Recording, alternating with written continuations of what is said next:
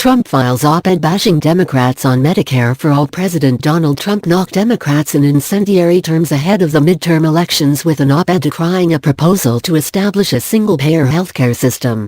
In the rare presidential op-ed published in USA Today, Trump claimed the proposal, dubbed Medicare for All, would eviscerate Medicare, the popular government program providing healthcare to seniors and some with disabilities. Democrats would gut Medicare with their planned government takeover of American healthcare, the op-ed reads. Championed for years by the left flank of the party, Medicare for All gained support following Vermont Independent Senator Bernie Sanders' bid for the presidency. Many potential candidates for the party's 2020 nomination joined Sanders last year in filing a bill to establish the program, and former President Barack Obama referred to Medicare for All approvingly in a speech last month. Trump, in his op-ed less than a month from the November elections, claimed the plan would devastate the healthcare industry, undercut Medicare in its current form, and inevitably lead to the massive rationing of healthcare. In practice, the Democratic Party's so-called Medicare for All would really be Medicare for none, Trump said. Under the Democrats' plan, today's Medicare would be forced to die. Medicare for All would gradually phase in all Americans to a government-run system that replaces private insurance. Trump and others have pointed to the hefty price tag projected for the plan, while Sanders and the proposal's supporters have noted businesses and people would no longer have to pay premiums to private insurance companies. In the op-ed, Trump cites a working paper from the Mercatus Center at George Mason University, which receives funding from the conservative Koch brothers.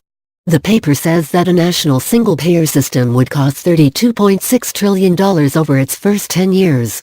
The estimate is in line with one published by the left-leaning Urban Institute in 2016, that said it would increase federal expenditures by $32 trillion.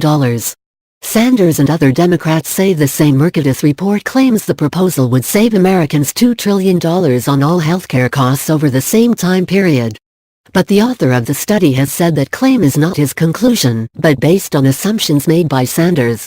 In fact, he wrote that it is likely the actual cost of Medicare for All would be substantially greater than these estimates. Medicare and other entitlements are regular battle zones between the parties, with each accusing one another of working to destroy the popular programs. Trump, for his part, campaigned on a pledge to protect Medicare, which is set to run out of funds in under a decade, and has worked to repeal Obamacare, which nonpartisan analysts said would lead to massive increases in the uninsured. In the op-ed, Trump said he's kept his promise to lower healthcare premiums. While they have come down, his actions are not the reason insurers are lowering premiums. Many insurers are breaking even or have started making a profit in the individual market, and the threat of Congress repealing the law has waned. After several years of large premium increases, insurers are finally charging enough to cover the healthcare costs of their enrollees. More are seeing it as a viable business.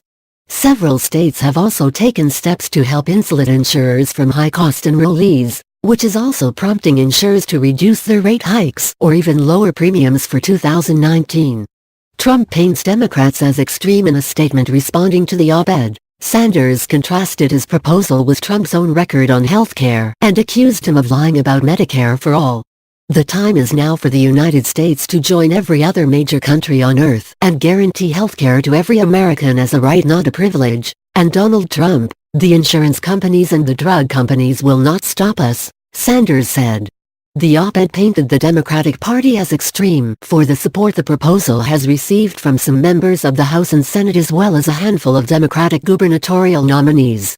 Trump went on to claim that a Democratic victory this fall would lead to failed socialist policies in other sectors besides healthcare, and pointed to the calls from some to abolish the Immigration and Customs Enforcement Agency to say the party is for open borders socialism.